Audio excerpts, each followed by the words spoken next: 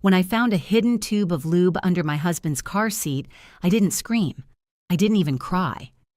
After 23 years of marriage, the silence in my chest was louder than any outburst. Instead, I slipped the tube into my pocket, drove to the hardware store, and bought something far stronger industrial glue. That night, while he hummed in the shower like a teenager in love, I refilled the tube and slid it back where I'd found it. The next morning, I smiled, picked up his mother for brunch, and waited for the scene that would shatter him. I'll never forget the first time I realized my marriage had grown quiet in all the wrong ways. The kind of quiet that isn't comfortable, like the hush after a storm, but heavy, suffocating silence that settles in your chest. My name is Elena. I'm 47, and for more than 2 decades, I thought I knew the man I married. Vincent wasn't just my husband, he was my partner, the one who used to make me laugh in crowded grocery store aisles, the one who held my hand during long road trips through the Arizona desert. But lately, the warmth in his touch had been replaced by perfunctory gestures, a forehead kiss that felt like an afterthought, a love you tossed out like spare change. On the surface, we looked like any other suburban couple. We lived in a modest 3-bedroom ranch near Camelback Mountain, the kind of neighborhood where every driveway had the same beige pickup, and every lawn was clipped down to HOA standards. I worked in human resources at Brightrise Systems, handling employee benefits and safety protocols. My job was steady, predictable, the kind of work that required patience and detail. Vincent, on the other hand, thrived on energy. At 52, he was still a personal trainer at Sundale Fitness. He loved the rush of being surrounded by younger bodies chasing new versions of themselves, and he carried himself like he was still 30. That combination, the calm HR manager and the charismatic gym trainer, worked for years, until it didn't. Looking back, I can see the trail of small fractures that built up over time. The new workout clothes that appeared without warning, the extra laundry cycles as if sweat carried secrets, the way his phone suddenly became an appendage he guarded like state secrets. But the cruelest fracture wasn't even the late nights or the perfume that wasn't mine. It was how easily he dismissed me whenever I asked questions. He made me feel crazy, controlling, as though my concern was the problem, not his lies. That's when I started to realize the man who once made me feel like the only person in the room now looked through me as though I were already gone.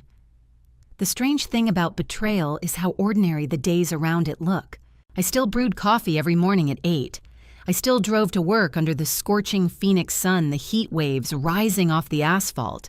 I still clipped coupons for groceries, still watered the bougainvillea by the front porch. It's the ordinariness that cuts deepest life humming along, like nothing has changed, while underneath everything is rotting. I'd stand at the sink, washing dishes, staring at Vincent's empty chair at the table, and wonder if this was how erosion worked slowly, invisibly, until one day the canyon is too wide to cross. The lube under his truck seat wasn't the first sign, but it was the undeniable one. Still before that discovery, there had been weeks of doubt. I'd sit across from him at dinner, listening to his stories about a client named Kylie, 23, dedicated, really focused on her goals.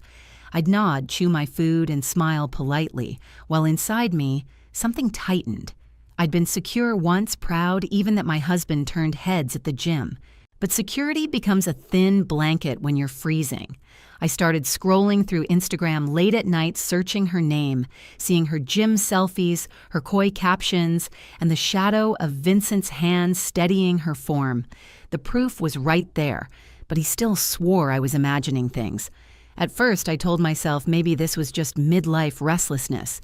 Maybe if I tried harder, cooked nicer dinners, dressed up, more often laughed at his tired jokes, he'd come back to me. But betrayal doesn't loosen its grip once it's taken hold. Each late night, home each shower that ran too long, each bottle of protein powder he stacked in the pantry, it all screamed louder than any confession could. And yet in the thick of it, I still wanted to believe we could patch it together. I wanted to believe I wasn't about to become one more discarded wife in a gym trainer's cliché story. There was one person who kept me anchored, Doris, his mother. At 74, she was sharper than most people my age, and she had always treated me with warmth Vincent rarely deserved. She'd call me up just to ask if I'd eaten lunch or if I wanted to come over and help her rearrange her plants. In a world where my marriage felt like shifting sand, Doris was solid ground. She noticed things too, the distracted look in Vincent's eyes, the way he never sat still anymore. "He's restless," she'd say, stirring her tea, her eyes narrowing like she could see right through her son. "Just be careful, Elena." Her voice was both warning and comfort. I clung to those little lifelines of normalcy even as suspicion wrapped itself tighter around me. I baked banana bread one Sunday morning, the scent filling our kitchen, trying to summon a memory of when that smell meant home. Vincent breezed in, kissed my head, and said he was off to help a client stretch. He was gone before the bread even cooled, and I stood there alone staring at 2 empty plates. The house felt too quiet, like it was holding its breath along with me. It's strange, isn't it? How you can live beside someone for years and still wake up one morning realizing you no longer know them. That's the setup of my story, the calm before the storm, the little details of an ordinary life crumbling into something extraordinary, something vengeful. Because the truth is, the night I slid that glue-filled tube back under his seat, I wasn't just responding to betrayal. I was rewriting the ending of a story he thought he controlled. The weeks leading up to my discovery had been a slow burn, the kind of tension you can't see but feel in your bones. Vincent worked late on Mondays, Wednesdays, and Fridays, always those nights. He'd come home around 10 hair, still damp from a shower at the gym, smelling faintly of cologne I hadn't bought. He'd toss his keys on the counter and mumble something about a client pushing herself hard, dedicated, you know how it is. I'd nod, biting my tongue until the taste of blood almost drowned out the bitterness. But inside, I was unraveling. Every detail felt like a breadcrumb, leading me toward a truth I didn't want to face. The protein shakes lined up like soldiers in our pantry, the new workout gear folded neatly in drawers, his sudden obsession with trimming his beard just right. Even his laugh had changed lighter, almost boyish when he spoke on the phone late at night, pacing the backyard pretending he was handling scheduling conflicts. One evening, I stood at the window, the desert night pressing in, heavy and warm, listening to him chuckle into the phone. "That's perfect, baby. Hold that position for me." My stomach clenched so tight I had to grip the counter to steady myself. He had never called me baby, not once in 23 years. That word wasn't meant for me. I didn't sleep much after that. Instead, I turned detective. My HR instincts, the same ones that helped me spot liars in interviews, sharpened into weapons. I scrolled Kylie Morrison's Instagram with cold precision, piecing together his absences with her posts. Videos of her stretching her back arched in ways that looked more like performance than fitness, Vincent's hands guiding her waist. His laugh in the background, the same laugh I used to think belonged only to me. The timestamps matched perfectly with his supposed late-night clients. Still, I kept quiet. Rage is loud, but revenge requires silence.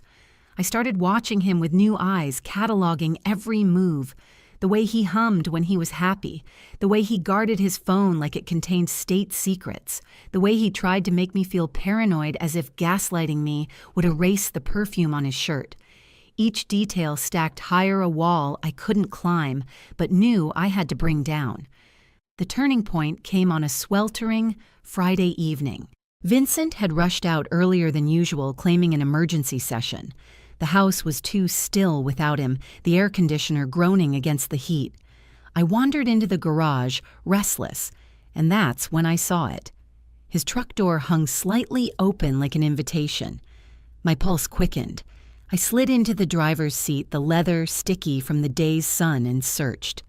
Under the seat, my fingers brushed against something slick, cylindrical. When I pulled it into the dim light, the truth stared back at me, a tube of lubricant. Expensive, sleek packaging, definitely not ours. My breath caught, but not in shock. It was confirmation, cold and absolute. He hadn't just betrayed me emotionally, he had an entire secret life I'd been financing with my silence. For a long minute, I sat frozen in the garage, buzzing with cicadas outside my heart, pounding like a war drum. Then slowly, a different rhythm emerged inside me. Not despair, not grief, strategy. I slipped the tube into my pocket and walked back inside. The kitchen clock ticked steady, mocking me with its ordinariness. I should have screamed, maybe smashed a plate, maybe confronted him with the evidence. But what good were theatrics when he'd already rehearsed his lies? No, I wouldn't give him that power. I would wait, gather, and strike in a way he'd never see coming. The next morning, I stood in the hardware aisle at Home Depot, the fluorescent lights humming above me. Rows of adhesives gleamed on the shelves, promising permanence. My hand hovered before I picked up a tube of industrial-strength glue. Permanent Bond, the label read. A chill slid through me, but I smiled. It felt poetic. If he wanted to cling to someone else, I'd make sure he clung harder than he ever imagined. Of course, I knew I needed more than vengeance. I needed cover. That's where Doris came in. I called her up casual as could be and suggested brunch and pedicures that weekend. She was delighted, happy for a girl's day. She had no idea she was becoming the perfect alibi. By the time Vincent's truck pulled out of the driveway Saturday morning, humming that smug little tune he always did, I was already with his mother sipping mimosas in Old Town Scottsdale. Back home, though, before that outing, I had carried out the quietest, most deliberate act of my life. In the stillness of my kitchen, I emptied the tube of lubricant with a syringe, my hand steady as though I'd done it 100 times before. Then I refilled it with glue, thick and unforgiving pressing, until the tube looked untouched. I wiped it clean, slid it back under his driver's seat, and exhaled. A trap set silent and certain. That afternoon, as Doris chatted about her late husband's wandering eye, I nodded, smiled, and sipped my drink. Inside, my nerves buzzed like live wires. Would it work? Would fate intervene? Or would I be left with nothing but guilt and a half-baked plan? Hours later, my phone buzzed. A neighborhood app notification emergency vehicles on our street. My pulse spiked. Fire trucks, paramedics, chaos just a few doors down. I kept my expression calm, even playful, as I showed Doris another antique bracelet in the shop window. Inside, though, I knew. The moment had come. The trap had sprung.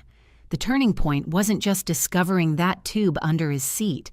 It was realizing I didn't need to wait for him to confess. I didn't need his permission to claim justice. From that day forward, I wasn't the betrayed wife anymore. I was the architect of his downfall, and the best part, he would never see it coming. The next few days felt like watching a slow-motion replay of my own life. Only now I could see the frames that had always been there, but I'd refused to watch. The neighborhood hummed on mail trucks, kids on bikes, the scrape of a landscaper's rake. But under that ordinary soundtrack was the aftershock of whatever had happened down the block. People texted each other clips and headlines. Memes bloomed. I scrolled only enough to know the shape of it. Emergency crews, a caption that made my lips twitch because it fit too neatly into the kind of humiliation I'd imagined. I told myself I wouldn't relish it, but I felt the small, cold pleasure of the tide turning. When Vincent came home that night, he looked like a man who'd been stripped of his armor. His clothes were different. He moved slow as if his limbs remembered a fight they hadn't yet finished. He didn't hum. He didn't smell like cologne. He smelled faintly of bleach and hospital antiseptic, like a sanitizing attempt to scrub shame away. He tried to be casual, but casualness is its own accusation when guilt sits heavy in your chest. "How was your day?" I asked, pouring 2 cups of coffee, because habit is a neat little anchor. My hands were steady. My voice was steady. If I'd been honest, my hands would have been shaking, but I had learned over years of HR meetings that composure makes people underestimate you. "Complicated," he said, and for the first time in a long time, I saw a man bargaining with a truth he'd rather not tell. Had to deal with some, equipment issues. Clients freaked out. You know how it goes. Equipment issues. I repeated the phrase like a talisman. It fit the viral clips, the fire trucks, the embarrassed comments, but it also fit him his capacity to reduce moral failure to an operational glitch. He took a sip of his coffee, then set the mug down as if afraid it might splash and stain the kitchen the way his choices had stained our life. The morning after the news went viral, Sundale Fitness called. I heard it before I saw his face. Vincent's voice on the phone clipped small. He hung up and sat down at the table like a man who'd been told he'd lost something he couldn't afford to lose. I watched the color drain from him, and something inside me loosened in a way that felt like release. Word spread fast in tight communities. Some people called it poetic justice. Some called it karma. Some called it a lesson he'd earned the hard way. My neighbors whispered at barbecues. A few texted to say, "I didn't deserve that," then added the customary, "I'm here if you need anything." The problem with being the betrayed is that people want to be helpful, but their help is the kind that adds salt-offering blankets when what you want is fire or vice versa. But while the world had its opinions, my mind had its agenda. I'd spent enough nights tweaking policies and auditing benefit claims to know the value of a solid paper trail. Revenge had its moment of satisfaction, but it didn't change the fact that Vincent had steered our finances and memory into dangerous waters. There were questions to answer. Had he been siphoning money? Had family funds been touched? Where did loyalty end and exploitation begin? I started collecting, not in the way I had with glue and syringe, but with subpoenas and receipts, with copies and notarized statements. I made discreet phone calls to the bank, just enough to set wheels in motion. I asked for transaction histories under the guise of routine concern for our joint accounts. I requested a copy of any beneficiaries named on retirement documents. I pulled up past credit card statements the way a detective pulls thread to see what whole cloth unravels.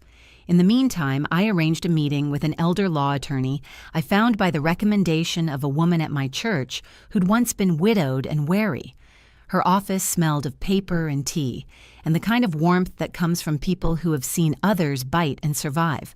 The lawyer, a woman with short hair and eyes that met yours, listened without surprise. "You're not the first woman to be left out of the narrative," she said softly, "but you might be one of the few who's willing to read the footnotes." She explained elder financial abuse in a way that made it suddenly feel like a visible crime rather than a private failing. It wasn't just the perfume and the late nights anymore. It was the pattern, the sudden new accounts, the odd withdrawals, those gifts that kept getting bigger. With each line on the bank statement, she underlined the story of my life, reformed into something I could present in court: intent, pattern, and exploitation. There was a law for this, she said. There was a way to strip privileges and protect assets. There was also, she warned, fallout. Public hearings, depositions, gossip. Justice had teeth, but it also had edges that cut both ways. Still, the decision felt like a doorway I had to walk through. I wanted not just to punish, I wanted to secure Doris's future. I imagined her back porch, hoe in hand, tending the geraniums like she always did, safe, fed, dignified. That image steadied me more than the thrill of vengeance ever had. We drafted letters and filed paperwork. We froze accounts where we could. We placed a temporary conservatorship to put a legal buffer between Doris and anyone trying to drain her savings. The motions were clinical, public, and thorough. It felt strange to wield the same procedural power I used at work for the sake of family. The irony that my career prepared me for this moment was not lost on me. Where once I'd mediated staff disputes and negotiated severance, I was now negotiating the terms of a family's integrity. Vincent read about the filings in his inbox and then on his phone. His reaction was not fury as I expected it to be. It was fear, slow, slithering, unavoidable.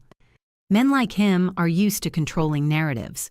They can charm a room because they have never had to watch their hands tremble while someone else signs their life away. He came at me one night pleading and angry, his voice raw in a way that reminded me how close pain and regret can sometimes be. "Elena, please, we can fix this. I can make it right. Make it right." I echoed, cold and precise. "You want to make it right after months of lies. You think money is how we fix the rest of it." My voice was quieter than his, but it landed heavier. He said the things cheaters always say, that it had been a mistake, that it wasn't about me, that he deserved forgiveness. He said he loved me in a flurry of sentences that aimed like arrows for the part of me that still remembered the man who had once dragged furniture into our first apartment as if it were a treasure. I let his words wash over me, cataloging them the way I had cataloged his late nights. I was done being the person who believed explanations without evidence. Court papers don't heal a broken heart, but they do create edges. They drew lines in our life where none had been visible before. The filings forced him into conversations with his mother that were awkward and honest, the kind of truth that burns. Doris sat through one of our meetings and looked at Vincent as if she'd just learned a fact about the weather, surprised but not surprised enough to fight. "You did this," she said to him once, not loud, not mean, simply factual. "You made choices. People will tell you that the public humiliation would be enough. For some it is. For me, it was only the beginning." The legal machinery took weeks to engage, fully nights of prepping documents and gathering witnesses, afternoons sitting with Doris as she counted her pills and joked about shows she missed. I learned in quiet ways how resilience is built not with fireworks, but with the slow, steady stacking of small protections. I learned that retaliation felt empty unless paired with the safety of the person you loved. The collapse was not a single event. It was a collapse in layers: his job, his reputation, the small assumptions neighbors made about what kind of man he was. As each layer came down, I watched not with glee, but with a heavy, measured relief. There was a cost, and I was willing to pay it. The most important thing was that Doris could now walk without checking to see who was behind her. The day the conservatorship hearing was scheduled, I drove Doris to the courthouse. She held my hand and hummed an old song she liked. Her eyes were brighter than they had been in months. I thought about the woman I'd become, not the quiet baker wiping the counter, but someone who'd learned how to hold power with gentleness. The trial would expose us, make us small on a public stage. But sometimes, truth needs the lights to be seen. When the hearing began, the room smelled of coffee and paper, and something that felt like possibility.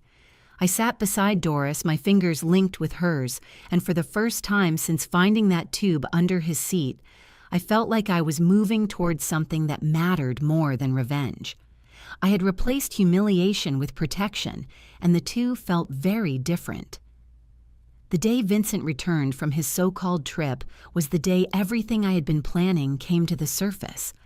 I still remember the smell of the airport coffee brewing at the newsstand floor, polish the faint jet fuel drifting in each time the sliding doors opened. My chest tightened as I stood by the arrival gate. Doris's hand looped through my arm. She insisted on coming, though I had warned her it might be ugly. She wanted to see, she said. She wanted to watch the son she raised face the consequences he thought he was too clever to outrun. When Vincent came down the ramp, he looked older than I had ever seen him. His face was drawn, the confidence drained out of him like air from a balloon. His hair, once carefully groomed, stuck in tufts, and his shirt was wrinkled. Kylie trailed behind him, sunglasses covering half her face, pulling her suitcase like it weighed more than her 23 years of self-delusion. For a moment, a petty part of me marveled at how quickly glamour decays when it's bathed in shame. I stepped forward. My lawyer, Claire, a sharp-eyed woman in a navy suit, flanked me like a bodyguard. She carried the envelope thick with documents that might as well have been bricks. Vincent's eyes flickered from me to Doris to Claire, and his mouth opened as if to form a greeting, but no word came out. Vincent Carter, Claire's voice was crisp, professional, cutting through the murmur of passengers around us. "You've been served." She handed him the summons, and for a moment his hands didn't move. Then reluctantly he took it, his knuckles whitening as he realized what it meant.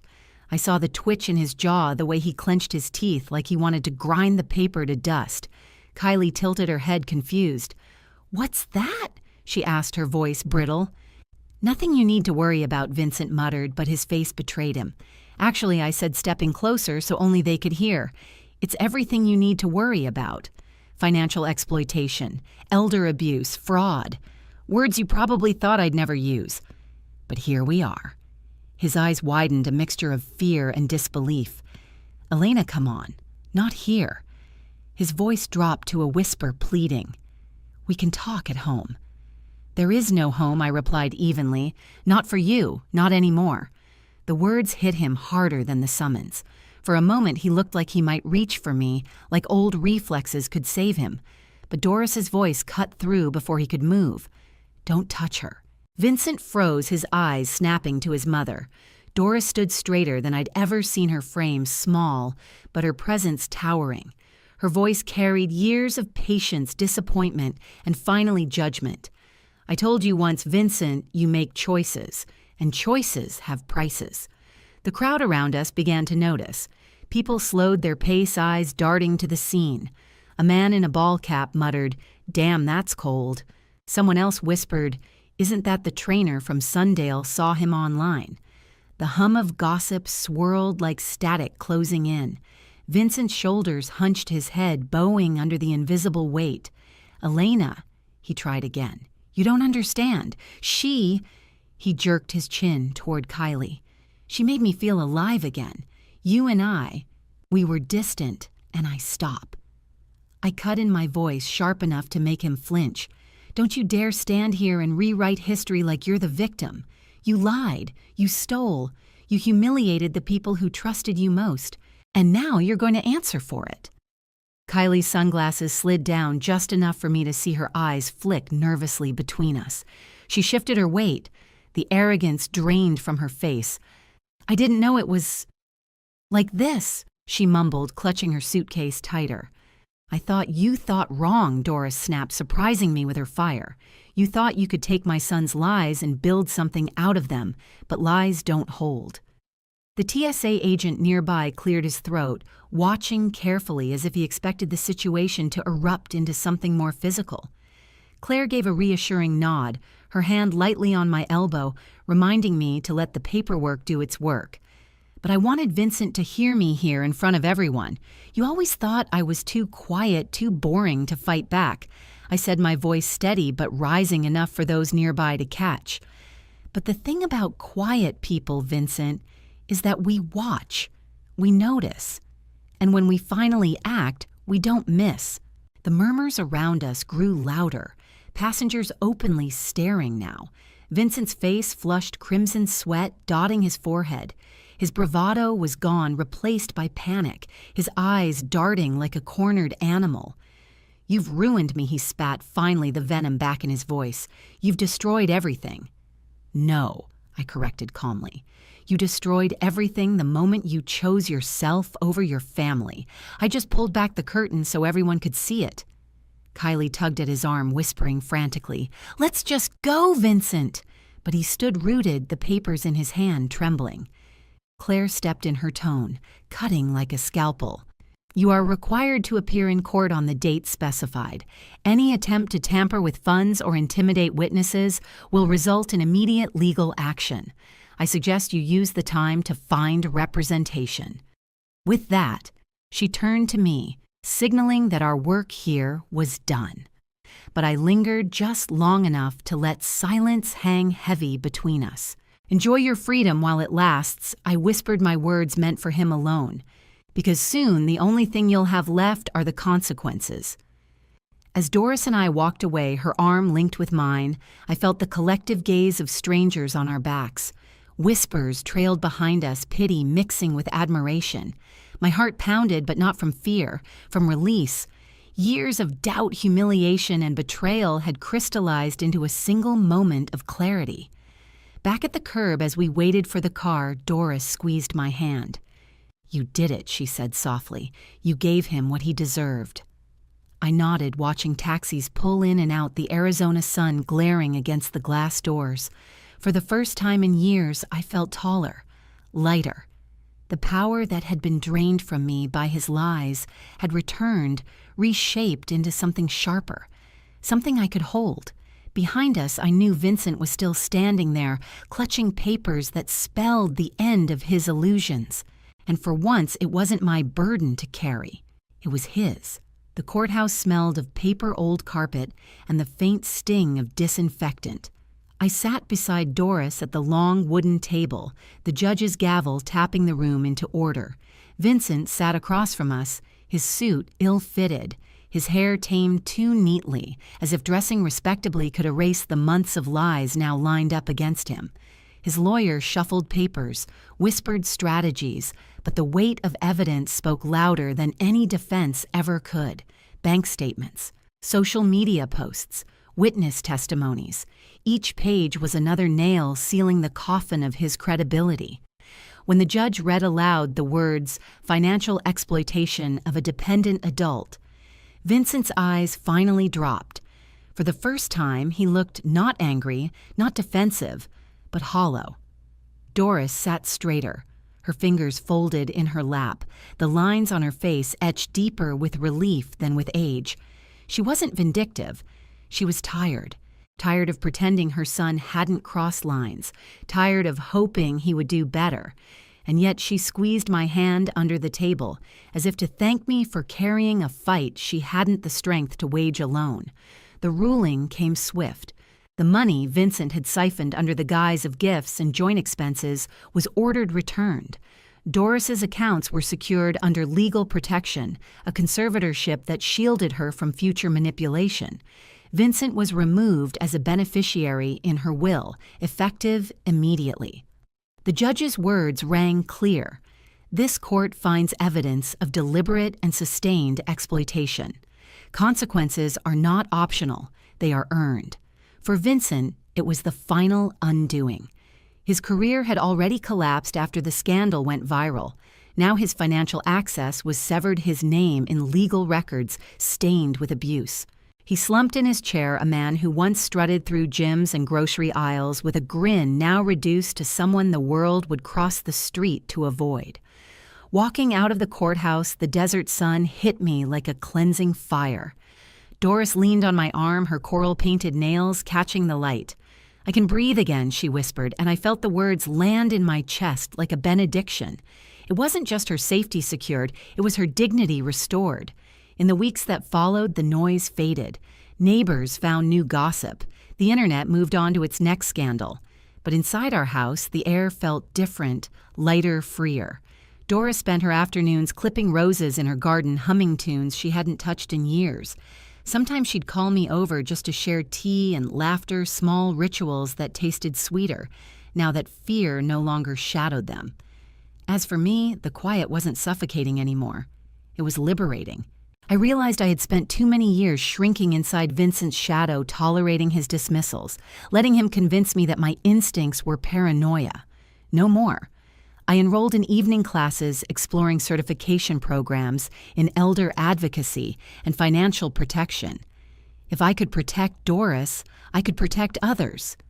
I'd found a calling hidden inside betrayal, a way to turn the sharp edges of my pain into tools for someone else's defense. One evening, as I sat on the porch with a notebook full of plans, Doris handed me a photo she'd pulled from an old album. It was of her younger, holding Vincent as a toddler, her eyes hopeful, her smile wide.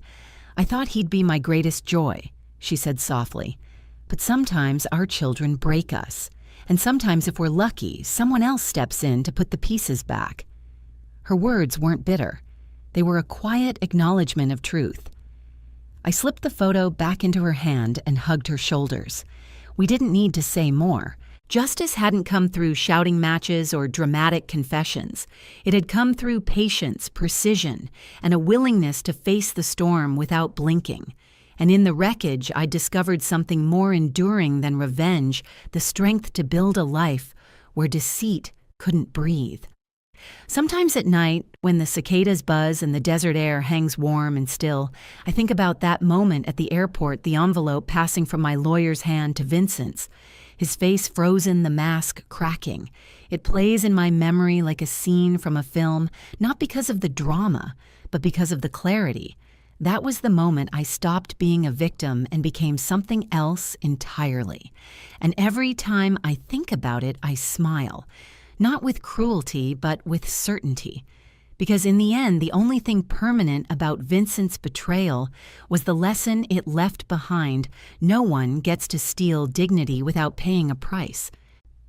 Betrayal has a way of hollowing you out, of making you believe you're powerless. But if this story taught me anything, it's that silence can be sharper than screams, and patience can be more devastating than rage. I didn't need to beg Vincent for the truth or fight for scraps of his attention. I needed to protect what mattered: my dignity, Doris's security, the part of myself that refused to stay small. Today, I look back and realize love isn't proven by how much pain you endure. Love is measured by protection, by honesty, by the courage to walk away when someone shows you who they really are. Justice doesn't always arrive in grand gestures.